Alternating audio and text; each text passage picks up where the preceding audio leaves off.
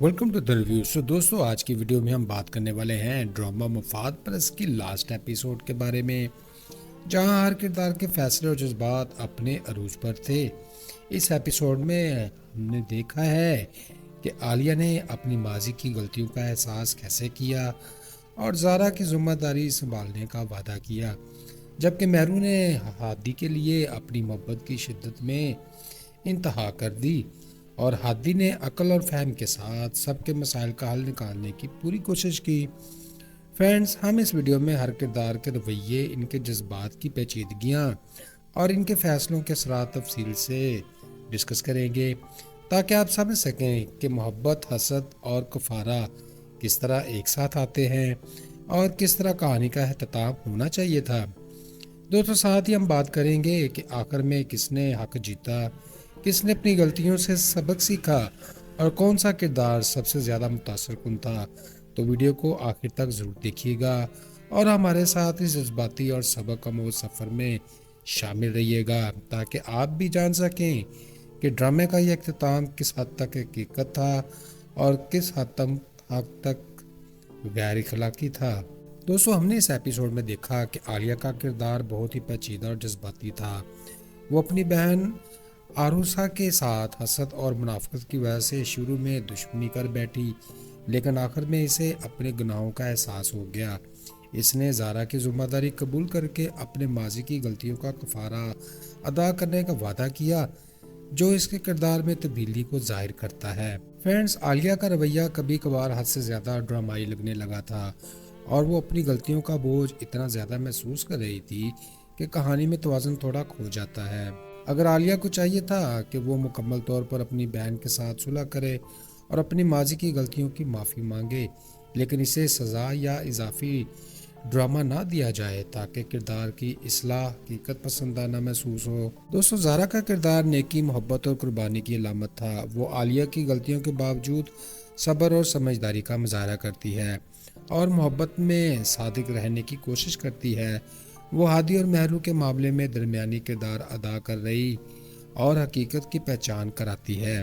زارا بہت صبر کرنے والی ہے، لیکن کبھی کبھار اتنی مثالی لگتی ہے کہ حقیقت سے دور محسوس ہوتی ہے. زارا کو آخر میں امن، محبت اور انصاف کی جیت کے ساتھ دکھایا جانا چاہیے تھا تاکہ اس کا صبر اور اخلاقی قوت واضح ہو جائے. دوستو، مہرو کا کردار شدید جذباتی اور خود غرض ہے. وہ ہادی کے لیے انتہا تک جانے کو تیار ہے، یہاں تک کہ وہ اپنی جان دینے کی دھمکی دیتی ہے.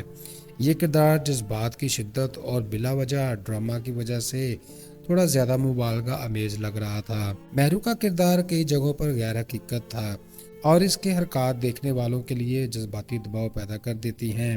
دوستو، مہرو کو چاہیے تھا کہ وہ اپنی غلط فہمیوں کا احساس کرے اور حقیقت، محبت اور عزت کو سمجھے، ہادی اور زارا کی محبت کو قبول کرے.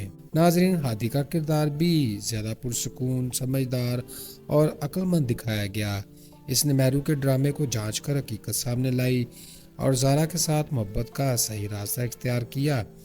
ہادی کے کردار میں مستحکم اور صحیح ہے، لیکن اس کی شخصیت اتنی مثالی ہے کہ اسے زیادہ تنازع یا مشکلات کا سامنا نہیں ہوتا. دوستو، ہادی کو آخر میں محبت میں جیتتے ہوئے اور صحیح فیصلے کرتے ہوئے دکھایا جانا چاہیے تھا تاکہ کہانی میں انصاف اور اخلاق کی مثال قائم ہو جاتی.